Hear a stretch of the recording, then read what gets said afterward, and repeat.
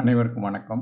நாம் இப்போது தகவல் பெறும் உரிமைச் சட்டம் 2005 6(1)ல் எப்படி மனு எழுதுங்கிறத பற்றி இங்கே பார்க்கலாம்.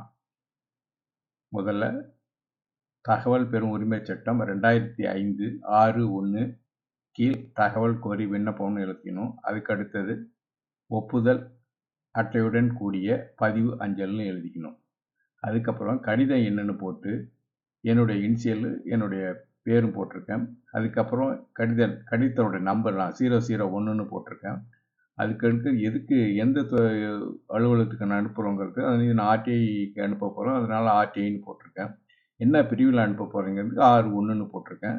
எந்த மாதம் அனுப்பணுங்கிறதுக்காக எந்த மாதம் அனுப்பணுங்கிறதுக்காக மாதமும் வருஷமும் போட்டிருக்கேன்.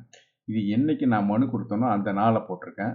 மொத்தம் 2 பக்கங்கிறதுனால நான் 2 பக்கம் போட்டிருக்கேன். நீங்கள் 3 பக்கம்னா இதில் 3 பக்கம்னு போட்டுக்கங்க. அதுக்கு அடுத்தது அனுப்புனரில் உங்களுடைய முழு முகவரியையும் இங்கே எழுதிக்கிங்க. அதுக்கு கீழே உங்களுடைய மொபைல் நம்பரை போட்டுக்கங்க. இந்த சைடில் நீதிமன்ற முத்திரை இல்லை 10 ரூபாய் அவசியம் இங்கே ஒட்டணும். இல்லைன்னா இதை ஆர்டிஐயாக எடுத்துக்க மாட்டாங்க. அதனால அவசியம் இந்த இடத்துல 10 ரூபா ஸ்டாம்பு ஒட்டணும். நீதிமன்ற கோர்ட்டு ஃபீஸ் ஸ்டாம்ப்னு சொல்லுவாங்க. அதை 10 ரூபாய்க்கு வாங்கி ஒட்டணும். 5 ரூபாயாக இருந்தால் 2 ரூபா ஒட்டணும். அது 15 ரூபா 16 ரூபா சொல்லுவாங்க. ஒரு ஸ்டாம்ப் 5 ரூபா ஸ்டாம்புனா 8 ரூபாயும் 10 ரூபா ஸ்டாம்புனா 12 ரூபா இல்லை 15 ரூபாயும் சொல்லுவாங்க. அதுதான் நம்ம வாங்கி ஒட்டிக்கணும். அதுக்கு அடுத்தது பெறுநருக்கு போயிடுங்க. பெறுநரில் உயர்திரு பொது தகவல் அலுவலர் அவர்கள்னு போட்டுங்க. எந்த அலுவலகத்துக்கு அனுப்பணுமோ அதை போட்டுங்க. அலுவலகம் உள்ள ஊரை போட்டுக்குங்க. அது முழு விலாசமும் அதில் எழுதிடுங்க. அதுக்கப்புறம் ஐயான்னு போட்டு பொருள் தகவல் அறியும் உரிமைச் சட்டம் 2005 பிரிவு 6(1) கீழ் தகவல் வழங்க கோருகிறேன்னு போட்டுடுங்க. அதுக்கப்புறம் நீங்கள் கேட்க வேண்டிய கேள்விகளை 1 2 3 4 5ன்னு போட்டு நம்பர் போட்டு எழுதுங்க. அப்போ தான் பொது தகவல் அலுவலர் உங்களுக்கு பதில் கொடுக்கல 1ன் படி இதுன்னு சொல்லி உங்களுக்கு விளக்கமான பதிலை கொடுப்பாரு. 2 இது 2Fல வரும் அப்படின்னு கொடுப்பீங்களா, வராதுன்னு சொல்லுவார். இந்த மாதிரி சொல்கிறதுக்காக இந்த நம்பர் அவசியம் போடணும். நம்பர் போடாமல் போட்டிங்கன்னா அது அதை எடுத்துக்க மாட்டாங்க. அதனால் அவசியம் 1 2 3ன்னு போடுங்க. அதுக்கப்புறம் ஒரு 6 அல்லது 7 கேள்விகளை மட்டும் கேளுங்க. அதுக்கு மேலே நிறைய கேள்விகளை கேட்டிங்கன்னா அவங்களுக்கு அவ்வளோ நேரம் படித்து பார்க்குறதுக்கு பொறுமை இருக்காது. அதில் நிறையா இருந்ததுன்னா அந்த ஃபைலை நம்ம கொடுக்குற மனுவை தூக்கி வச்சுட்டு வேறு ஃபைலை பார்க்க ஆரம்பிச்சிருவாங்க.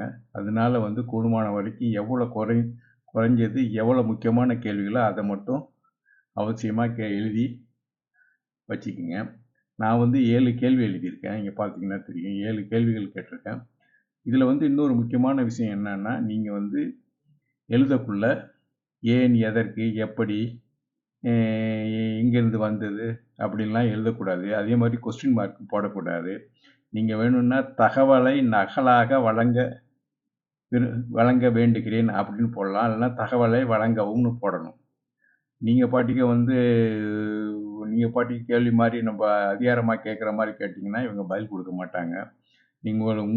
உங்களுடைய கேள்வி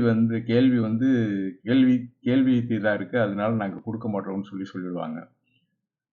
கேள்வி முறையாக இருக்குது, அதனால நாங்கள் பதில் கொடுக்க முடியாது இதுக்கு அப்படின்னு சொல்லுவாங்க. அதனால அந்த மாதிரி செய்யாதீங்க. அதெல்லாம் முடிச்சுட்டு கீழே 7 முடிச்சிட்டேன். அதுக்கப்புறம் இது முக்கியமான ஒரு வார்த்தை, நான் கீழே உள்ள 2 கொடுத்துருக்கிறதும் அதை எழுதிக்கிங்க. நான் கோரியுள்ள தகவல் அனைத்தும் தகவல் பெறும் உரிமைச் சட்டம் 2005 பிரிவு 2Fன் படி பொது தகவல் தான் என்பதை நினைவுபடுத்துகின்றேன் அப்படின்னு எழுதியிருக்கேன். அதுக்கும் கீழே நான் கோரியுள்ள தகவல்களை மறுக்கும் பட்சத்தில் தகவல் பெறும் உரிமைச் சட்டம் 2005 பிரிவு 8 உட்பிரிவு 3ன் படி சட்டமன்றமும் நாடாளுமன்றமும் கேட்டு அவர்களுக்கும் மறுக்கப்படுமானால் எனக்கும் மறுக்கப்படலாம் என்பதை இதன் மூலம் நினைவுபடுத்துகிறேன்னு எழுதிக்கிங்க.